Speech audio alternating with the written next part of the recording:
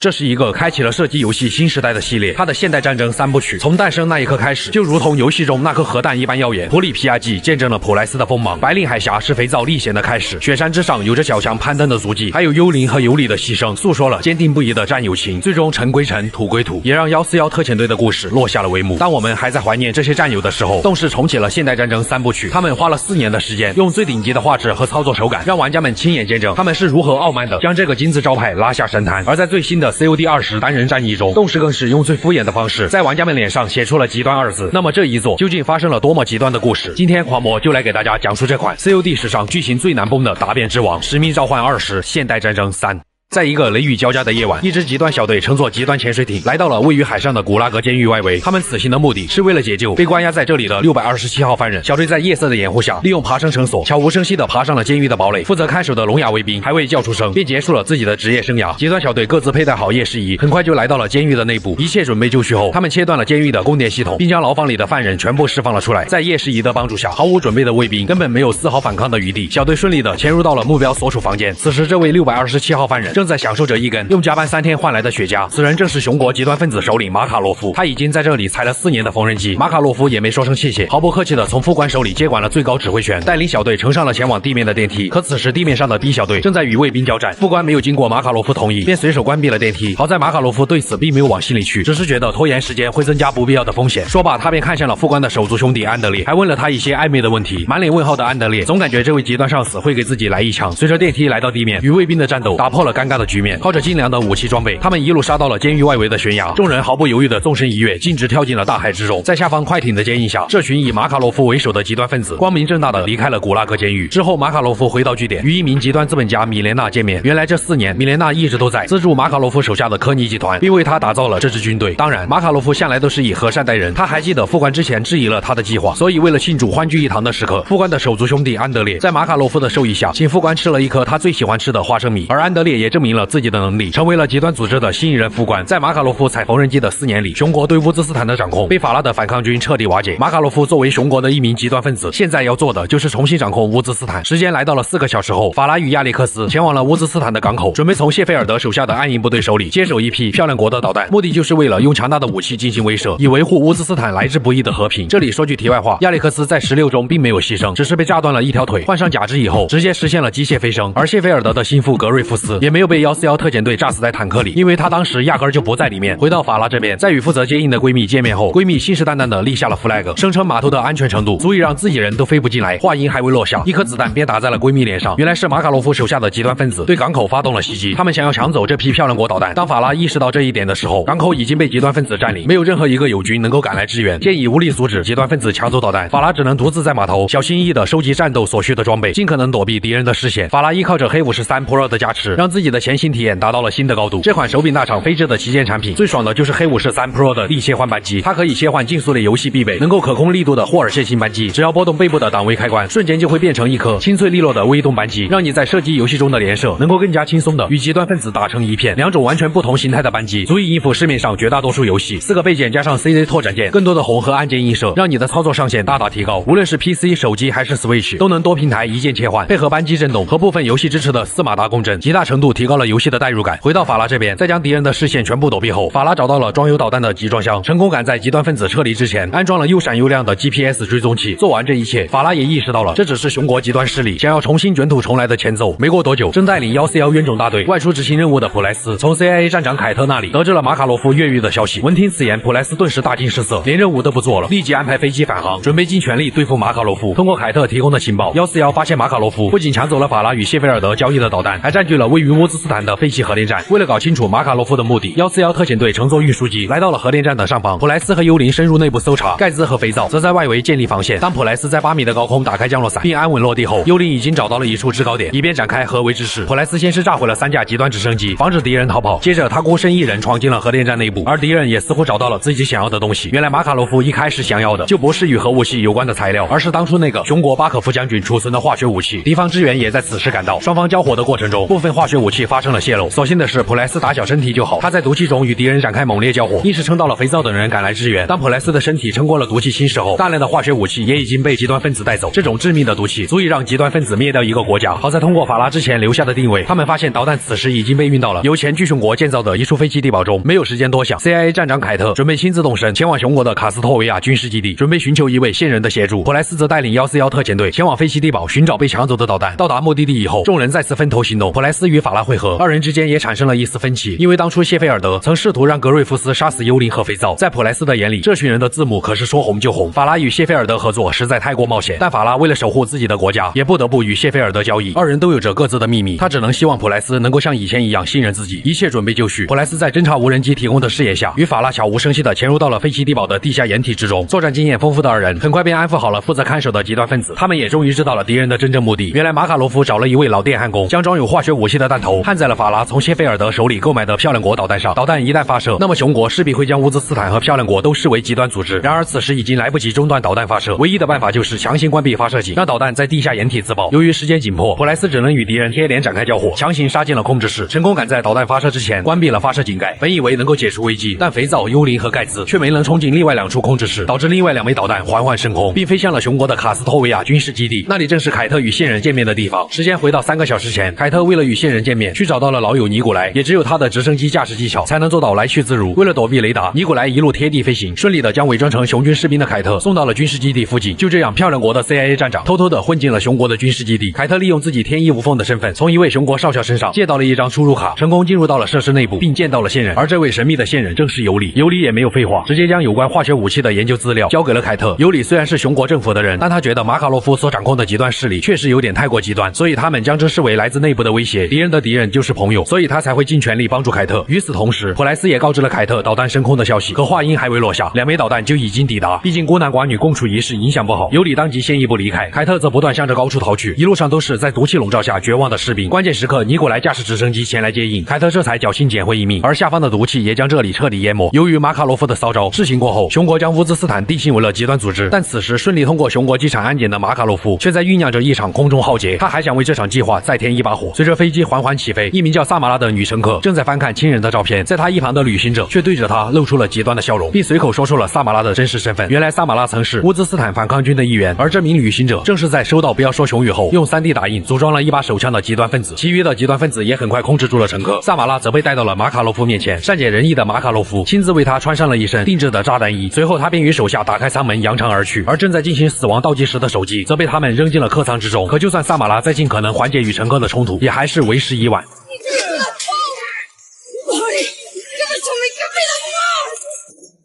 由于这一连串的事件，导致整个世界都开始怀疑起了乌兹斯坦。飞机也恰好落在了乌兹斯坦境内。为了了解飞机上所发生的事情，法拉在凯特的协助下，顺利找到了几部遥遥领先的手机以及飞行记录仪，将其中的数据全部抹除后，法拉带回了唯一一份极端视频。在了解了马卡洛夫想要利用反抗军成员栽赃乌兹斯坦以操控舆论后，众人也不禁一阵后怕。一旦这些录像被公布，那么乌兹斯坦将万劫不复。抹除数据也算是勉强应付了过去。之后141通过机场留下的监控，结合马卡洛夫之前的所作所为，发现他不仅想要栽赃嫁祸，甚至还妄图挑起2个超级大国之间的战争。见到这一幕的肥皂心中更是悔不当初，他的思绪也被拉回了4年前，美好时光恍如昨日。那一天，马卡洛夫正试图炸毁福尔丹斯克的体育场。收到消息的普莱斯和肥皂迅速赶到了事发现场，他们一路逆着人群径直冲进了体育场内，期间他们还得尽量避免伤及无辜的市民。出乎意料的是，今天的马卡洛夫格外的豪壮。一向对极端分子痛恨不已的肥皂可没想那么多，在押送马卡洛夫撤离的路上，心里别提有多开心了，恨不得从后面给他来个千年杀。马卡洛夫可能这辈子都没受过这种委屈。当他们在谢菲尔德将军的接应下向着外面撤离的路上，才发现这一切只不过是为了吸引他们的注意而已。马卡洛夫真正的目的是为了摧毁机场。肥皂见到这一幕当场破防，立马想要送马卡洛夫去另一个平行宇宙，体验一下物理版的绳之以法。普莱斯则在一旁劝阻了肥皂，声称缝纫机自然会教他做人。马卡洛夫这才保住了性命，被关进了古拉格监狱之中。回到现在，就在众人焦头烂额的时候，两角半大楼联系上了凯特，原来是背叛了141的谢菲尔德将军带着蓝色字母重新出现，并且格瑞夫斯也出来打了个照面。当然这并不是他们那边刚通网，而是谢菲尔德查到了马卡洛夫的极端资金来源，只要顺利着来源就能找到马卡洛夫。他帮助141的理由也很简单，要是让马卡洛夫继续折腾下去，那么他自己也不会有什么好果子吃，毕竟现在也没有更好的办法。141根据谢菲尔德提供的情报，发现了马卡洛夫背后的金主米莲娜正位于一座私人岛屿上。在将负责看守的安保辞退以后，肥皂和幽灵来到了金主的房间。碍于缺少足够的证据，他们无法直接逮捕金主，只能先将马卡洛夫账户里的资金充公。一开始这位极端资本家还不以为然，但一听说要将自己的资金也充公的时候，金主半推半就的交代了马卡洛夫的藏身处。另一边，资金链被断掉的马卡洛夫也意识到了这一定是谢菲尔德为141提供的情报，所以他决定前去找谢老贼好好谈谈。而新副官安德烈则留下来应付即将到来的冤种大队。果然没过多久，141根据极端资本家提供的线索，锁定了副官安德烈看守的废弃公寓。盖兹一马当先，杀进了迷宫一般的废弃公寓。虽然马卡洛夫早已不见了踪影，但好歹还是活捉了副官安德烈。一拳将嘴硬的副官哄睡以后，尼古莱驾驶固定翼飞机，利用天钩系统将小队和副官安全带出了被敌人重重包围的废弃公寓。之后经过141的一番耐心劝导，虽然副官依旧嘴硬，但通过审问他的手机和无线电，却有了意外收获。马卡洛夫似乎想带着某个重要人物前往一处废弃的监狱。就在第二天，一个车队正行驶在西伯利亚的冰原上，而在寒冷刺骨的水下，肥皂和盖兹早已提前安放好了炸弹。随着普莱斯一声令下，厚实的冰面被炸出了一个巨大的缺口，毫无防备的车队沉入了冰水中。肥皂和盖兹趁此机会赶紧把重要人物拖到了冰面之上。可惜的是，他们依旧没有发现马卡洛夫的身影。当肥皂取下这名重要人物头上的麻袋时，才发现这人竟然是堂堂漂亮国4星上将谢菲尔德将军。就连著名5星上将麦克阿瑟都坦言，当我看到马卡洛夫能够在漂亮国本土悄无声息抓走一名4星上将的时候，我就知道5星上将对于他来说那肯定也是张口就来。普莱斯转念一想，冒着热气的谢菲尔德还有利用价值，所以双方达成了一笔交易，那就是谢菲尔德必须在国会上为乌兹斯坦证明清白，并承认自己命令暗影部队攻击过141特遣队，除此以外还得协助他们抓捕马卡洛夫。而谢菲尔德也可以很舒服的回到漂亮国。根据谢老贼提供的情报，幽灵和肥皂前往了福尔丹斯克，在那里阻止了极端分子炸毁水坝，避免乌兹斯坦再次被诬陷。而法拉那边也发现了马卡洛夫设立在乌兹斯坦北部机场的前线基地，于是乌兹斯坦暗影部队以及141特遣队再次组成了临时联盟，对马卡洛夫实施全面抓捕。往日的挚爱亲朋手足兄弟还历历在目，他们这一次必须通力合作，由 AC-130空中炮艇率先开路，做好万全准备的临时联盟向着马卡洛夫的前线基地疾驰而去。很快他们就来到了机场的上方，格瑞夫斯在高空为地面部队提供空对地火力支援。在绝对的制空权优势下， AC-130体现了它的可怕之处，任何一发炮弹打在身上至少也得鼓起个坟头包。可能是意识到大势已去，一架疑似马卡洛夫乘坐的直升机想要进行极端撤离，但面对三方势力的天罗地网，直升机也只能坠毁在了机场。当141赶到坠毁地点的时候，却并没发现能够确认马卡洛夫身份的东西。可谢菲尔德却始终坚持马卡洛夫已经死了，反正他也不在现场。见事已至此，普莱斯只能留了一个心眼，准备静观其变。做完这一切，谢菲尔德也算是信守了一半的承诺，他向国会承认了是自己为乌兹斯坦提供了导弹和武器，乌兹斯坦也得以恢复清白。但谢老贼却留了一手，他并不承认是自己下令攻击141特遣队，试图甩锅到格瑞夫斯身上。格瑞夫斯也不甘示弱，立即表示是他，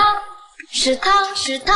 就是他。面对二人互相捅刀子的名场面，141特遣队也看不下去了。毕竟马卡洛夫还未落网，普莱斯决定主动出击。根据凯特提供的情报，马卡洛夫手下的极端分子将要前往伦敦与一名极端黑客见面。为了搞清楚马卡洛夫的下一步行动，幽灵通过伦敦街头的监控，很快便锁定了这名极端黑客。盖兹和肥皂则凭借无人不知、无人不晓的前行技巧，一路跟踪极端黑客，轻松便得知了他们的接头地点。顺着接头地点，普莱斯带领英国特种部队突袭了极端分子的地下据点，并通过他们与黑客交易的极端 U 盘，发现了其真正的目的是为了用木马程序控制并摧毁足有50公里长的地下列车通道。而马卡洛夫也并没有死，他早已提前坐上地铁。事不宜迟，141特遣队立即向着地铁隧道进发。或许是当初的心慈手软，普莱斯突然向肥皂保证，这一次他绝对不会手下留情。一路上都是大量的重型极端分子，还有时不时呼啸而过的列车，小队可谓是步履维艰。不仅如此，敌人已经在这里安放好了炸弹，肥皂只能把后背交给了普莱斯，以全力拆除炸弹。好在普莱斯经验丰富，以肥皂作为掩体，抵挡了极端分子一波又一波的攻势。可就在炸弹即将被拆除的前一刻，马卡洛夫从一旁杀了出来，猝不及防之下，二人瞬间身负重伤。就在千钧一发的时刻，肥皂豁出性命一刀刺中马卡洛夫，但马卡洛夫却反手一枪将肥皂爆头。肥皂死了，肥皂又死了。不仅如此，一辆疾驰而过的列车还帮助马卡洛夫全身而退。来不及观看死不瞑目的肥皂，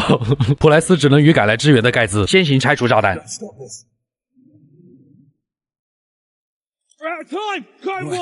Find the red wire. Red up.